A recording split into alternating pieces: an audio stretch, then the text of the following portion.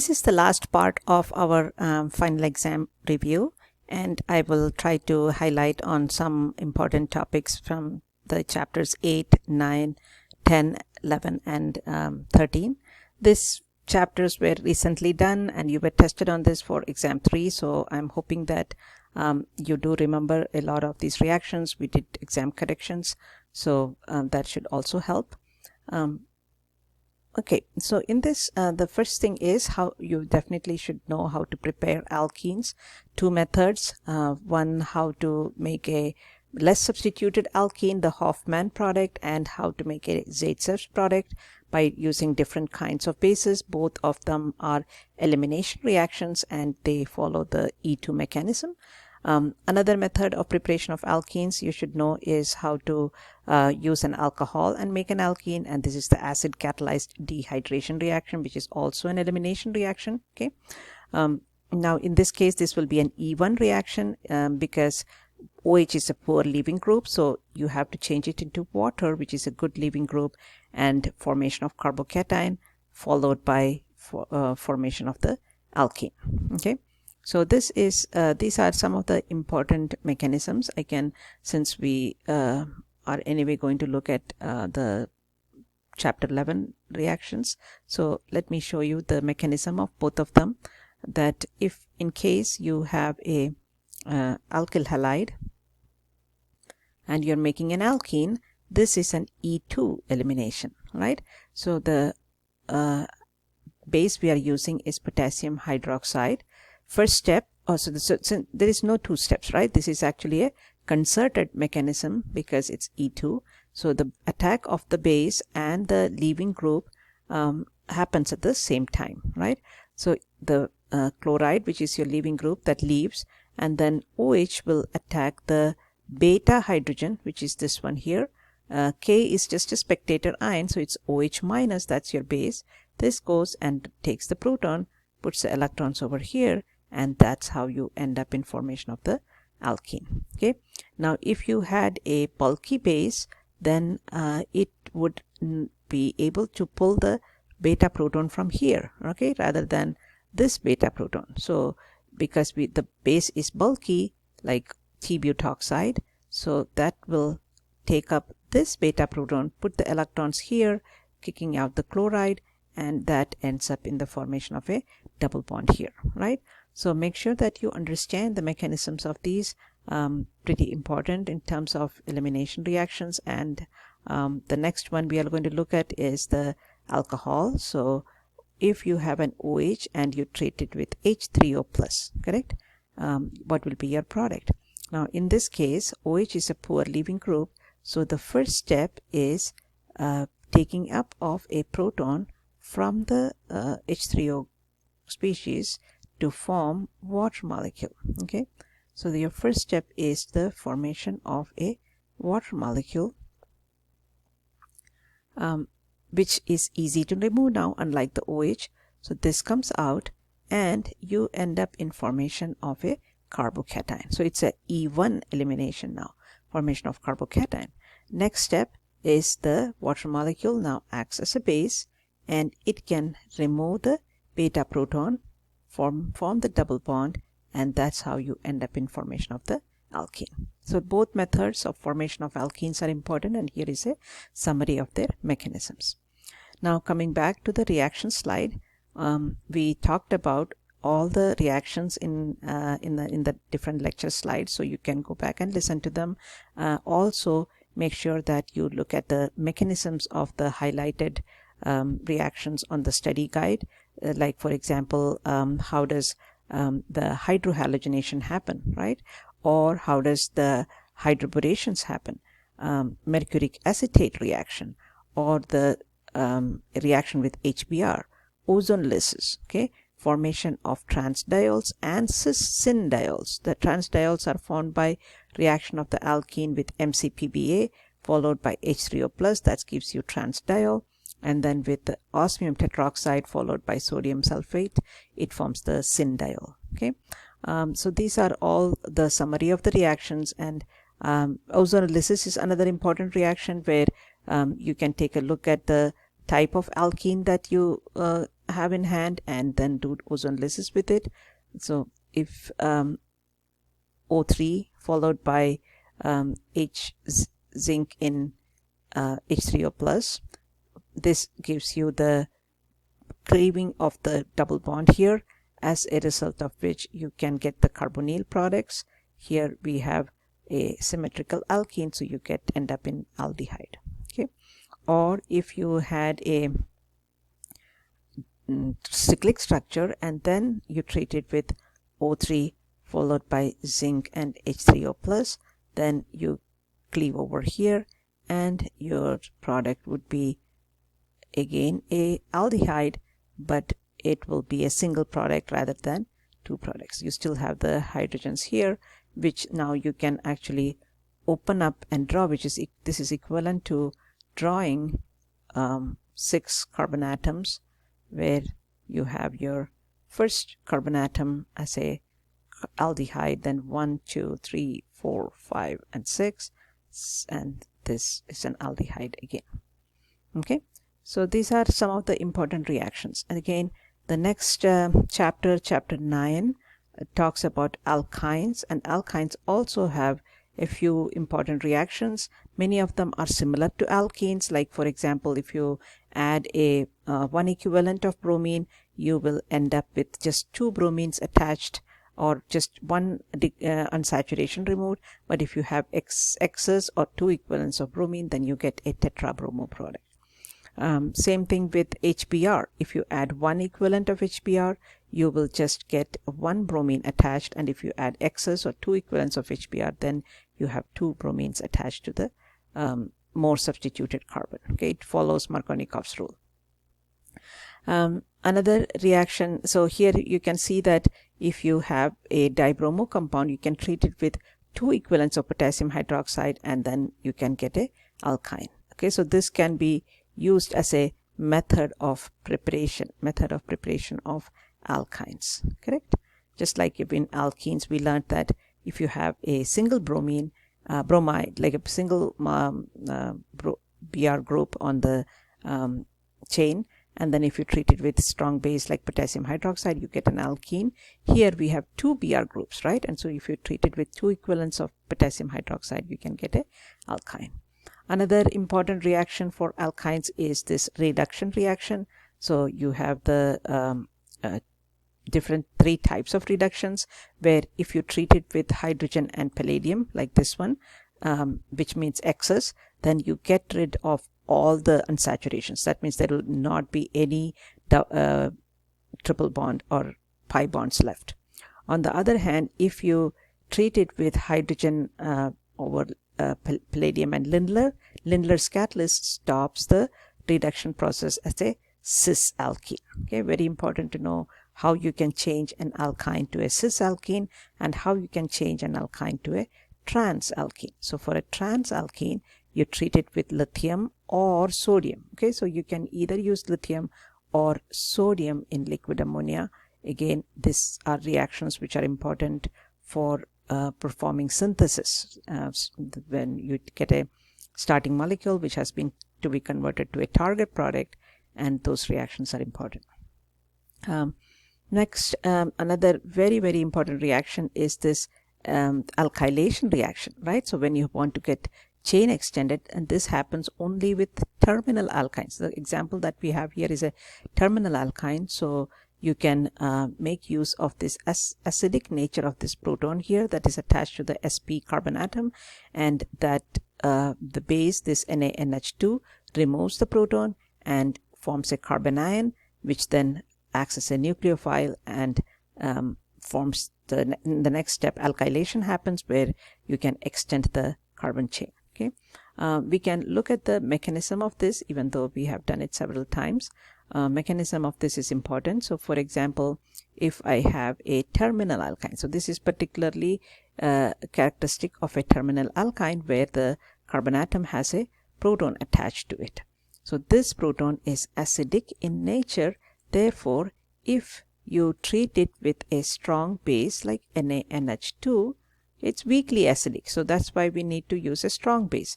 Now here again, remember, Na is just a spectator ion. it's actually the NH2 that's acting as your base, and that will take the proton, put the electrons onto this carbon atom, and in your first step you form the you form the carbon ion. Okay, so we have the carbon ion formed, so you can put a negative charge on the carbon atom. Now you have a nucleophile in hand, correct? So if you have an electrophile in the next step, you can have a nucleophile electrophile attack. So we are going to use a alkyl halide, which could be any R group here. I'm just using an ethyl halide, which is CH3CH2Br. Now Br being so electronegative, it pulls the electrons towards itself, as a result of which this carbon atom here gets a delta positive charge. All right, so now we have a nucleophile negatively charged, attacks this carbon atom, kicks the bromine out, and you end up in extending the chain, right? So these reactions are called as alkylation reactions, and they are characteristic of the terminal alkynes only. So make sure that you look at all these reactions. Another important reaction is reaction with H3O plus and HgSO4, which will give you a methyl ketone if you have a terminal alkyne, and you will get an aldehyde if you are treating it with hydroboration reagents. Okay, so hydroboration reagents are BH3, THF, followed by H2O2 and OH minus. And remember, this one does the non-Markovnikovs, that's why you get an aldehyde, and then the other one does the Markovnikovs addition, and that's why you get the ketone here. Quick summary of the alkynes reactions, and this is chapter 9, so make sure that you look into all the reactions of alkynes. Okay, next we have the chapter 11.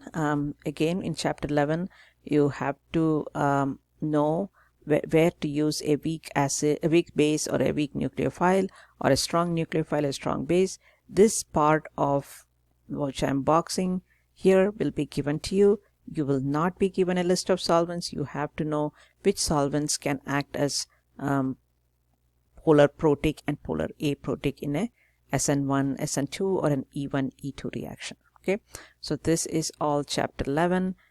You need to know the mechanisms of SN1, SN2, E1, and E2. We just looked at the mechanisms of E1 and E2 in a couple of slides back when we were forming alkenes.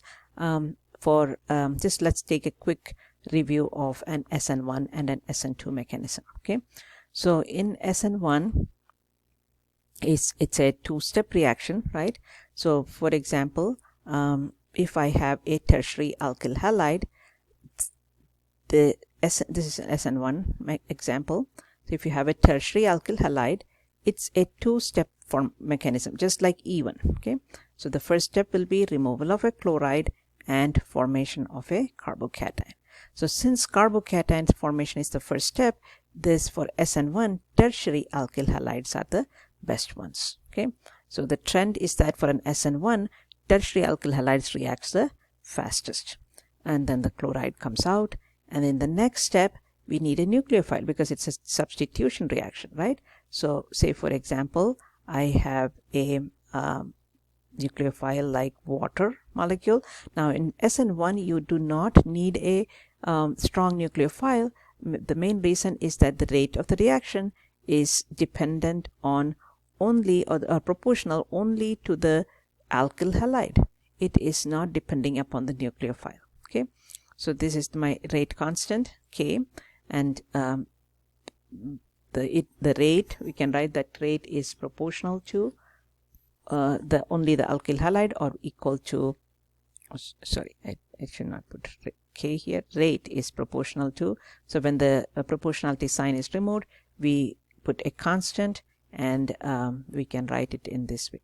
Okay, so since the rate depends only on the alkyl halide and not on the nucleophile, you can use a weak or a medium nucleophile and this reaction will still work. Okay, so this attacks at the carbocation, and the whole of the water molecule will get attached in this manner. Oxygen gets a positive charge. A base comes and removes the proton, which could be a chloride, which was kicked out in the first step. It comes and removes the proton, puts the electron back here, and you get your SN1 product, which is an alcohol here. Okay. If we had generated a chiral center during this process, then you will also draw the enantiomer of that product. Okay.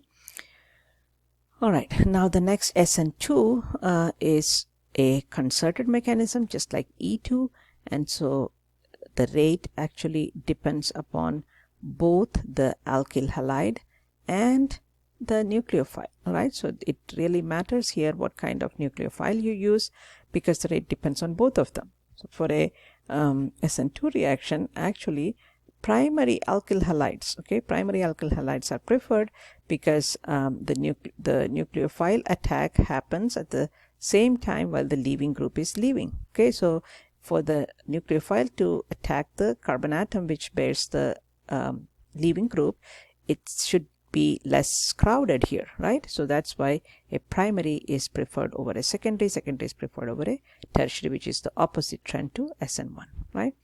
So this reaction happens all at the same time, concerted, and you replace the chloride with a nucleophile, right? So now nucleophiles that are preferred for an SN2 are like OH minus, a strong nucleophile, or like N3 minus, or like a cyanide minus, correct? So these are all strong nucleophiles, examples which will help this reaction to follow the SN2 mechanism. Okay. So a quick review of both mechanisms, but you need to look at other examples from our exams and quizzes and active homework too. Okay.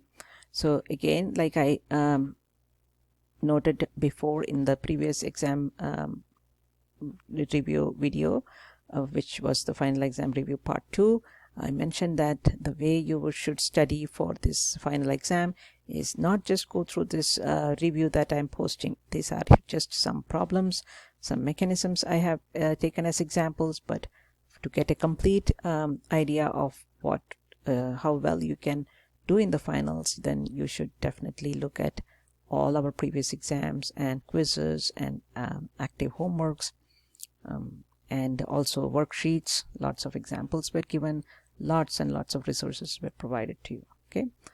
Okay, so the next one is talking about some synthesis, like kind of a combined. This is a problem which is asking you that can you figure out what these structures of A, B, C, D, E are. Okay, so for that we need to be able to draw 1-propyne, right? That's part of your learning because you need to know how to name alkynes. This is propyne with 3 carbon atoms. When this is treated with NaNH2, what do you think will happen? It will form a negative charge. So this is the structure of A here, because when propyne is treated with NaNH2, it takes out the terminal hydrogen, the hydrogen that is attached to the terminal carbon atom in this way, right? We just looked at the mechanism. So the structure of A is this. Now when A is treated with CH3 CH2Br, we get a chain extension where this goes and attaches here. So B should be, the structure of B should be 3 carbon atoms to begin with and then 2 more, right? So this is the structure of B. Now what happens when you take this B and treat it with 1 mole of Br2? So if you treat it with 1 mole of Br2, we have 1, 2, 3, 4, 5, right? So we should draw 1, 2, 3, 4, 5, and between 2 and 3 we had the triple bond. Now since we are adding 1 mole of Br2, you will be left with 1 double bond, and the bromines will get attached to the 2 carbon atoms. So this is the structure of C. Okay, so this is B, this is C, this is A, and now let's see what will happen if you treat B, which is this compound, with mercuric sulfate and H3O plus, right? So this will actually form a ketone in this manner, right? because the first step will be the attach of the OH group, but then I'm leaving one. Okay, let me draw what would be your first step, where one of the triple bonds opens up, or one of the pi bonds opens up, and you get the OH at either one of the carbon atom, right? Because both are equally substituted. But tautomerization happens. Okay, tautomerization happens where there is a rearrangement and you get a ketone. So this structure is what is your molecule D. And then for E, again, you are going from B. So take B and then treat it with Lindlar's catalyst. Now remember, with an alkyne, the Lindlar's catalyst stops it at the cis alkene stage, right? So your product E should be a cis alkene. Again, you should have 5 carbon atoms, and then between 2 and 3 you had the triple bond, right? So but now it will stop at the double bond stage with the 2 hydrogens cis to each other. Okay, so that's the structure of E here. So that's how you will solve this problems of this kind. Next question is asking you a synthesis problem, that how can you take this compound here and turn it into this, right? So it's not a single step. You will have to use more than one step. And what I would do is remember, how can I make an alkane, right?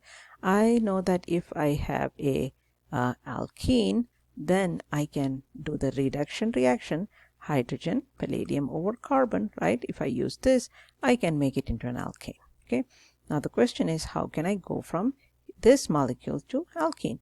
And in the beginning of this review, we talked about that if you have an alcohol, you can do that dehydration reaction, the E1 elimination, and you can get the alkene. So this is a quick and easy pathway to form the this is called as 2-butanol, which is then converted to a alkane, which is butane. Okay. All right. Now the next one is asking, how can you take this alkyne and convert it into this aldehyde? Okay. Again, functional groups, knowing functional groups are important. This is an aldehyde, and again, if you look, there is the chain has been extended. We went from 2 carbon atoms to 1, 2, 3, 4, right? So we have to extend the chain first. And if you remember, the way we would do is to treat it with NaNH2, and then that will give me the carbon ion first. And then when I treat it with the required alkyl halide, so we need two more, right? Because we already have 2, we need 2 more. So I will just treat it with CH3 CH2Br, and that will extend this chain to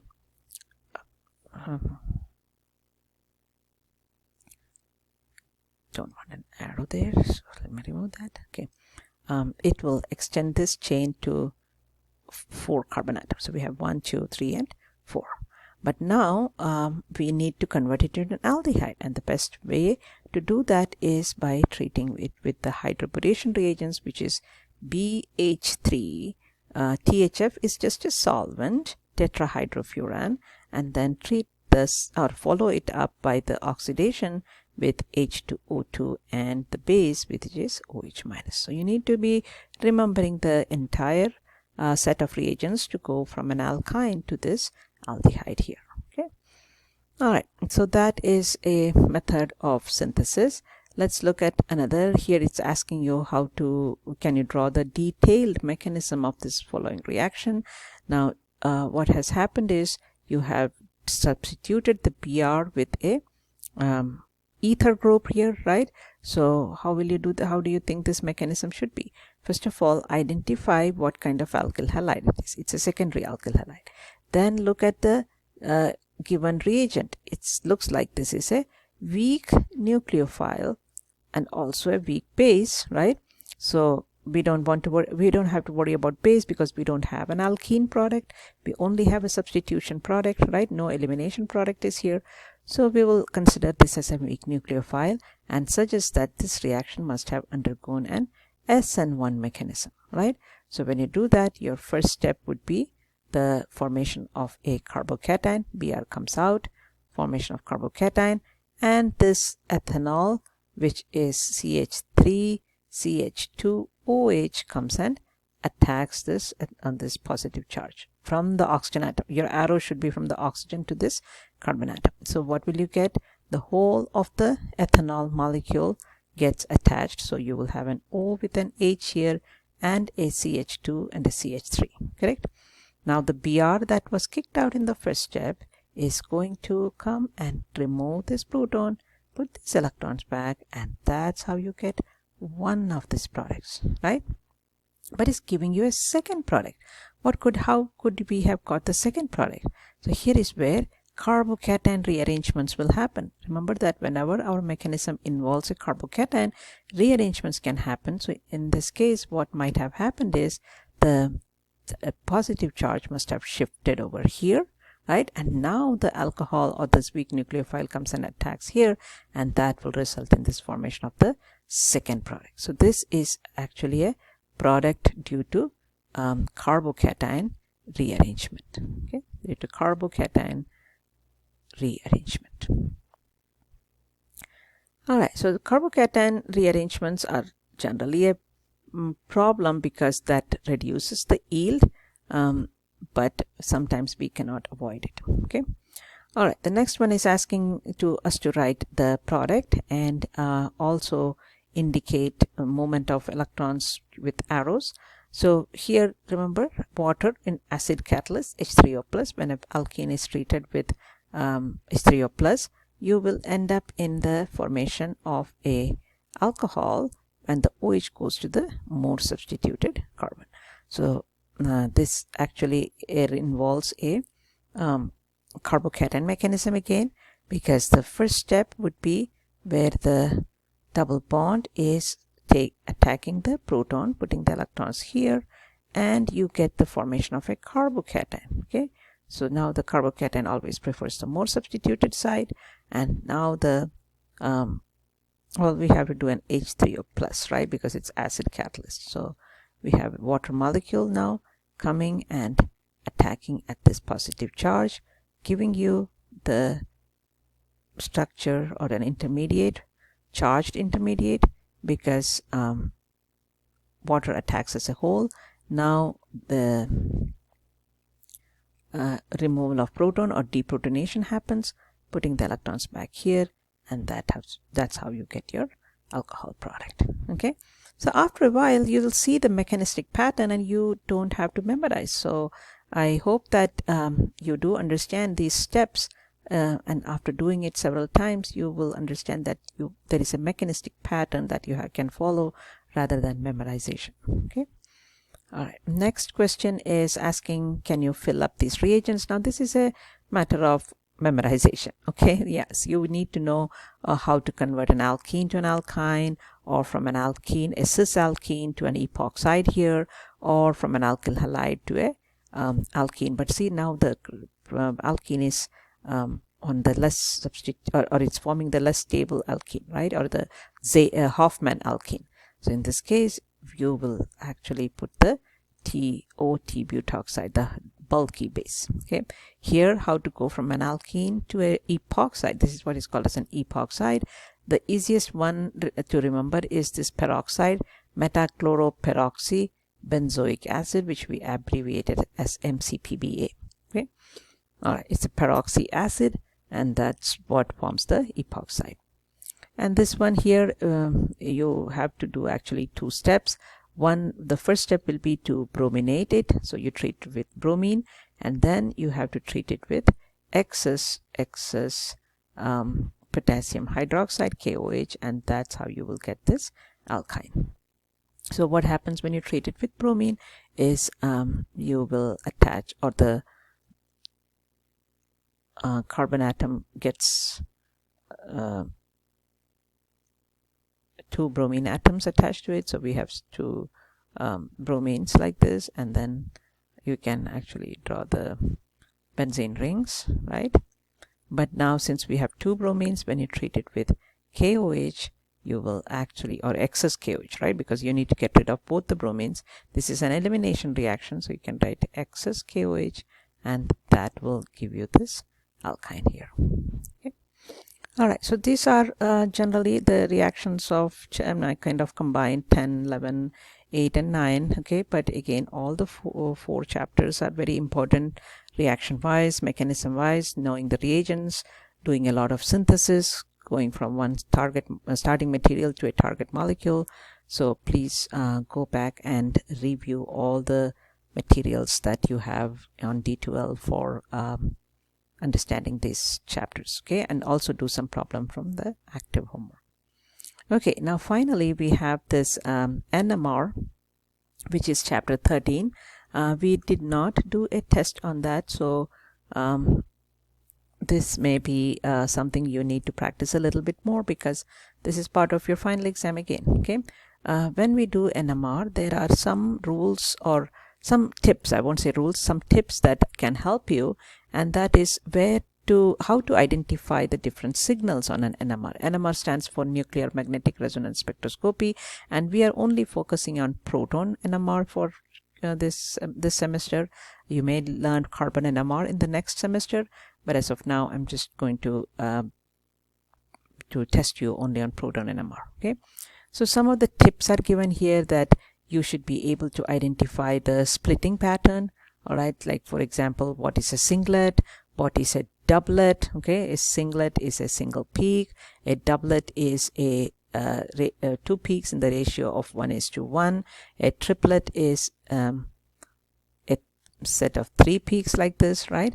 So you should be able to identify singlets from doublets to triplets, and a quartet looks like this. A pentet, okay, 1 2 3 4 5 and so on. Okay, so make sure that you know how to recognize multiplicity on an NMR spectrum. Other important, or each is, so you will be given numbers of like these, right? And you don't have to memorize this. However, if a spectrum is given, you should be able to analyze using just the molecular formula. Okay, some of the other tips that are given here, like if you are looking for aromatic rings, if your compound has an aromatic ring, then the protons would appear close to between 6.5 and 8 ppm. If you have an ethyl group, right, like CH3 CH2 group in your molecule, then a quartet triplet pattern is obtained due to the splitting by the neighbors. I am reviewing this because the chapter 13 is already described in on D2L, and you should first watch those lectures before you practice any problems on this chapter 13. Okay, so if you have an ethyl group, then a quartet triplet pattern is a characteristic of this, because these hydrogens here are split by the neighbors into a quartet, and these hydrogens here are split by these neighbors into a triplet. Okay, or if you have an isopropyl group like this, okay, that is also very easily seen, because see these 6 protons that we have here, they are exactly, so this is my chain here, so I have 6 protons here. They have all the same chemical environment, so they will not split each other, but they will definitely be split by this proton on this carbon atom here. And since there is only one neighbor that is not equivalent to these 6 hydrogens, we will have an n+1, 1+1, which will be a doublet. So these 6 hydrogens here will appear as a doublet, and then this little hydrogen here, the single hydrogen here, what do you think will be appearing as? What will be its splitting pattern? Now it sees 6 neighbors, right? Because it's 1 2 3 4 5 6. So with the n+1 rule, we will get 6 + 1, that is 7. So it will appear as a septet. So the isopropyl ring will always, or the isopropyl group will always have a septet and a doublet to characterize. Similarly, methyl group on a like a carbonyl that is attached, okay, like for example, if you have something like this, then this is appears as a singlet because it has got no neighbors, right? Now what do you think this will appear? It will appear as a quartet because you have 3 hydrogens here, so you have 3 neighboring hydrogens which are different from these 2 hydrogens, right? So these 2 hydrogens will appear as a quartet, and then these guys will appear as a triplet because they have only 2 non-equivalent neighbors. So look, keeping that in mind, you may get questions like this where the molecular formula is the only thing that's given, and you may be given the NMR spectrum, and sometimes it is combined with some IR spectrum, or maybe given IR values where of the main functional group peak absorption, but using that information you have to figure out the structure of the molecule, right? It's a little challenging, but I think this, with practice, it becomes easy. So in this case, a molecular formula is given, C4H8O2.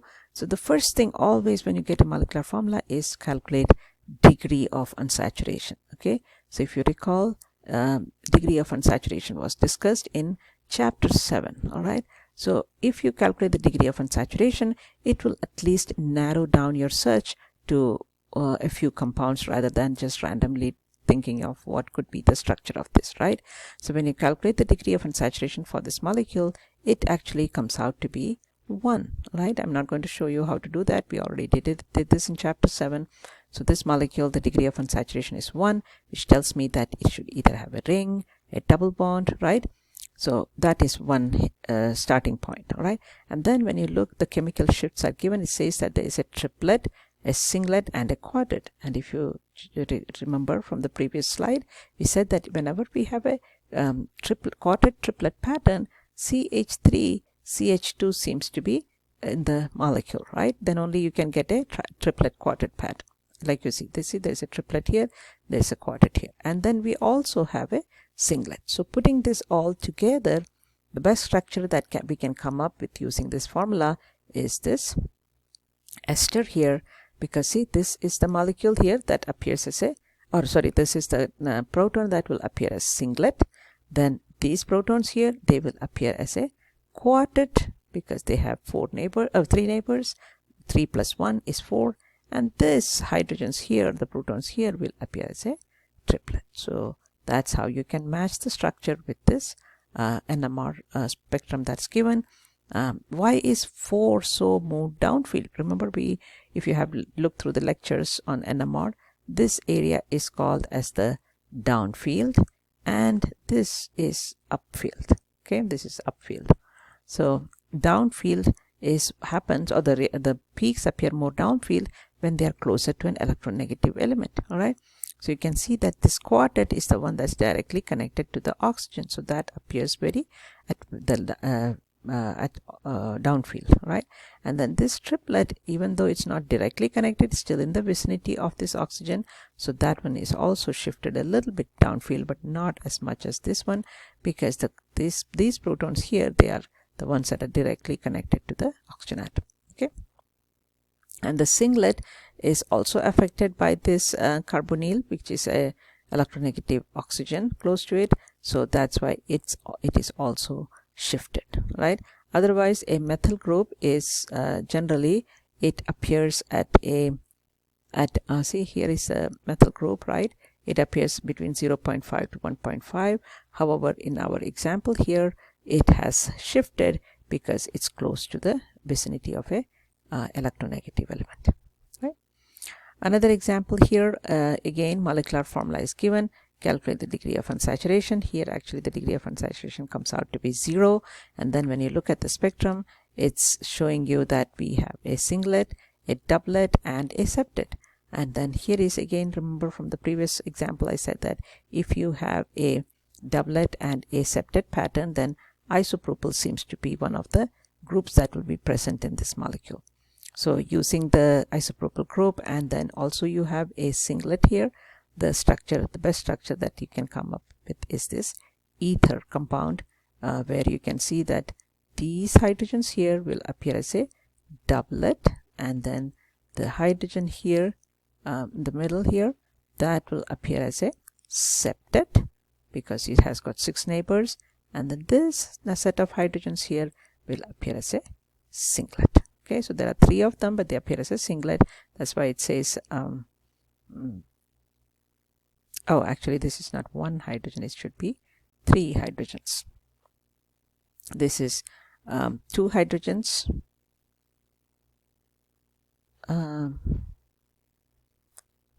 oops, yeah,